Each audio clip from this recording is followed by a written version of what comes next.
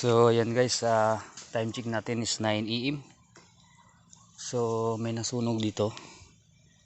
So nirdiran tayo ng ating management na magtulong patayin yung mga natitira ng baga gaya niyan. So dahil itong area na yan pag ganun guys ay hindi pa nasusunog, hanggang dito lang yun naabot. May tendency na yung baga na yan makamalipad doon, baka lumaki. So yan, tabas-tabasan natin ito papunta roon, abot ng pagitan, baka may mga baga pambuhay kagaya niya, no? So yan guys, update lang tayo mamaya. So yan guys, meron na naman tayo natagpo ang isang umuusok. Kailangan mapatay. Ayan, no? Ayan. So kailangan punta natin. So ayan, meron na naman tayo natagpuan ditong umuusok. So baka yung apoy nito mamaya ay kumalat.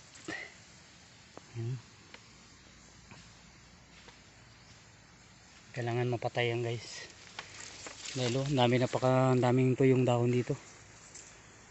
So ngayon lang tayo nakapunta sa area na nasunugan na ito guys, dahil may trabaho rin kami. So ngayon ay dito kami naka-assign, kasama natin yung mga kasama nating maintenance. So malapad-lapad na itong nasunog guys, almost 15 hectares na raw ito. Kaya ang ginagawa namin guys, yung ibang nadaanan ng apoy, yan, pinapatay namin para hindi na magkalat. Hinahanap namin yung mga may apoy pa na mga baga, ganun. So yun, patayin muna natin to guys. So yun, may usok na naman. So kailangan nating mapatay. Mapatay ang apoy, hindi ang apoy.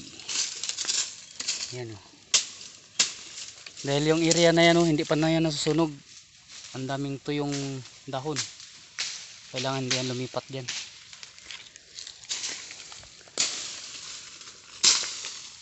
Clear the fire. Yan si Minyo, ang gwapo ng maintenance. Yan. Kailangan talaga may tubig. Yung sa spray can sana maganda eh. Mainit. Mainit. Hindi na rin magkalat yan kaya wala nang dahon. Sa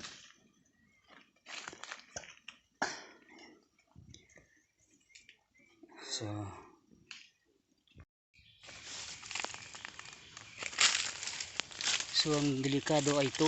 Ito binuhusan man nilang tubig, pero yun buhay pa man. Buhay pa. May apoy pa. Patay na lang natin kung mapatay.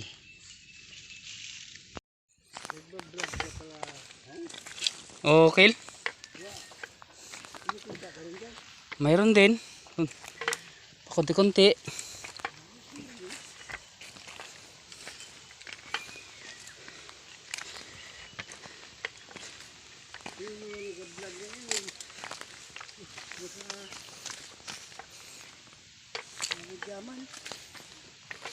Depende sa views. Depende sa views. Saka sa mga sponsor.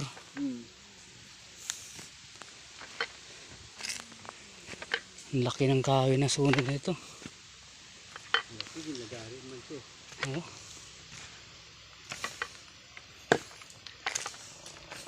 So pauwi na kami. Ito yung nasunog nung nakaraang 3 days.